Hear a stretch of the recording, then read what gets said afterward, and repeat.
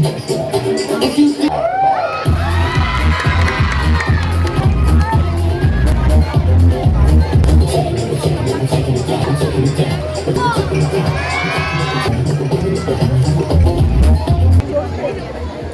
taas ng mic.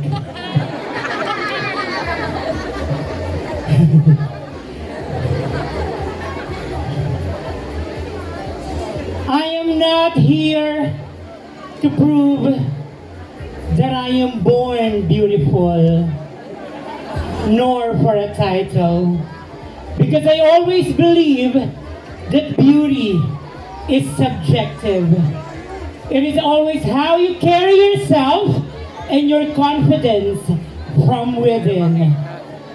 My name is Juliana Pariskova Segovia! I am your It's Showtime Miss Q&A first Hall of Famer and first Grand Winner! And tonight, I will not stand by the name of any of the female celebrity in show business because I am part of the show business. I am a Viva artist, a proud graduate from the University of the Cordillera, took up AB Mass Communication, major in journalism. At ngayong gabi, sa lahat ng nanonood, hangad ko po ang mapasaya kayo. Sa mga hurado, magandang gabi po. Meron lamang po akong munting pakiusap para sa inyo. Huwag niyo lang po ako paaabutin hanggang dulo. Bibigyan ko po kayo ng isang magandang laban. At para sa mga kandidata sa likuran, tunay ng nakakapangamba, kalaban ang magaganda. Pero pag talento at talino na ang pinag-usapan, kayong lahat sa likuran, tapusin na natin ang laban! At meron din akong espesyal na mensahe para sa lahat ng nagwagwapuhan dito sa Barrio Santa Maria. Boys, imbis na mag-girlfriend kayo, ako na lang ang jowain niyo. Pag nag-girlfriend kayo at nakipag-date kayo, gagastos kayo. Pero pag ako ang naging jowa nyo, isang kindat mo lang mula ulo hanggang paa. May Jordan ka na, may NMAX ka pa!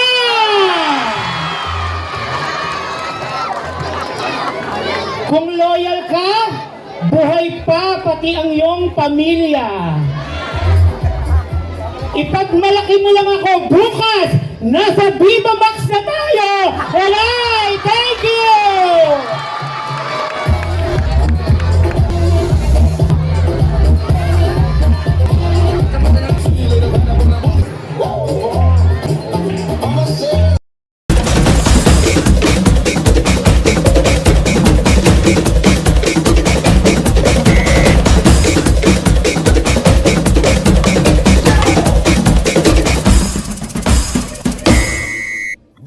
DJ Nathan.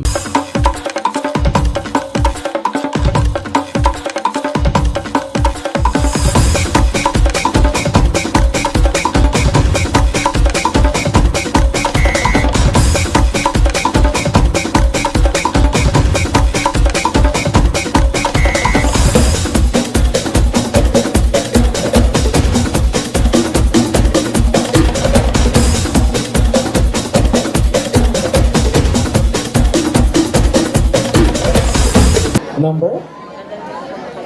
I picked number 10. Alright? Para po sa mga audience natin, konting katahimikan lang po. Alright, in your own words, how do you explain this picture? Good evening once again, ladies and gentlemen. The picture that we've seen in the LED wall is a teacher and a student wearing a face mask. It only means that this education, it happens during the pandemic times. Naniniwala ako, mahal kong manonood, na ang larawang ito ang isang simbolo na kinakailangan hindi palagpasin sa bawat araw at buhay ng isang tao. The pandemic that was happening in our society, in our country ay napakahirap. Marami ang nawalan ng trabaho. Marami ang nawalan ng mahal sa buhay. Pero kahit kailan, hindi tumigil ang edukasyon. Dahil naniniwala tayong lahat na ang edukasyon ang pinakamabisa, pinaka-epektibo na kinakailangan ng sambayanan. At naniniwala ako ng edukasyon ang tanging susi sa isang pangarap ng isang tao. Opo, isa yan sa dahilan kung bakit ako patuloy na nakipagpatimpalak sa gatong klase ng pageantry. Naniniwala ako na bukod sa edukasyon sa loob ng paaralan, meron ding edukasyon sa labas ng lansangan. At yan ang tinatawag nating street smart.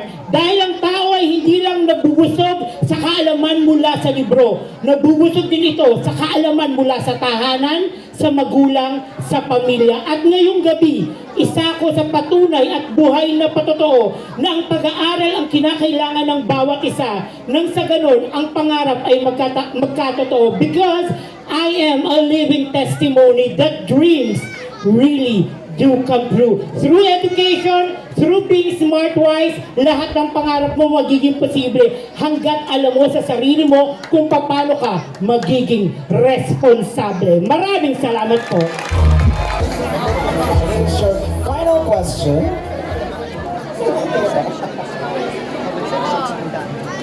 Number 4. Question number 4. Have you ever bullied anyone? Oh my God. Alright, ladies and gentlemen, the question that was given to me is, have I ever bullied anyone? Ladies and gentlemen, I do believe na ang bawat isa sa atin ay meron kanya-kanyang katangian, pag-uugali at karakterismo. Hindi maiiwasan na kung paminsan-minsan ay nagkakaroon tayo ng ibang opinion mula sa ibang tao. Ang pagbibigay natin ng opinion mula sa ibang tao. Ngunit naniniwala ako na ang pagbibigay ng opinion mula sa ibang tao ay iba sa pambubuli. Am I really bullied anyone? Definitely no. Because I know exactly how it feels to be a victim of bullying. Ladies and gentlemen, hanggang ngayon po sa mga oras na ito na nakatayo ako sa inyong harapan, kahit kailan, hindi ko po pinaranas sa iba ang naranasan kong pangungutya, panlalait, pang-aalipusta ng lipunan. Dahil hanggang ngayon dito sa inyong harapan, meron dito nanonood na hindi sumasang-ayon kung bakit ako sumasali sa gantong klase ng patimpalak. Dahil naniniwala sila na ang gantong klase ng patimpalak ay para lang sa magaganda. Magagandang idinikta ng lipunan. Magagandang idinikta ng matang mapanghusga. Pero palagi akong maniniwala sa aking sarili na ang ganda ay nangingibabaw kung meron kang tiwala sa iyong sarili. Ladies and gentlemen, I am a victim of bullying. That's why I am always advocating the anti-bullying. Naniniwala ako na walang sino man ang merong karapatan o sirain ang kinabukasan ng isang tao nang dahil lamang sa kanyang pisikal na kaanyuan. Dahil kinakailangan nating magtulungan upang manumbalik ang bawat isa sa kanilang kumpiyansa sa kanilang sarili. And that is the reason why I keep on joining in this kind of trans pageantry. Because I want to advocate and to be the voice of the voiceless na hanggat naniniwala ka sa sarili mo, hanggat may kapasidad ka, may talino, may kakayanan, matutupad mo ang pangarap mo. Walang saysay ang sasabihin ng ibang tao. Tumayo ka, alamin mo kung ano ang talento mo at yon ang magiging susi mo para sa magandang hinaharap mo. Dahil naniniwala ako, marami man tao ang hindi sasang-ayon na ako ang mananalo o hindi ngayong gabi. bit-bit ko lagi sa sarili ko ang kumpiyansa ko na maraming patimpalak na siguradong aangat ako. Dahil doon, maniniwala ang karamihan dito na minsan na silang nabuli at nawala ng kumpiyansa.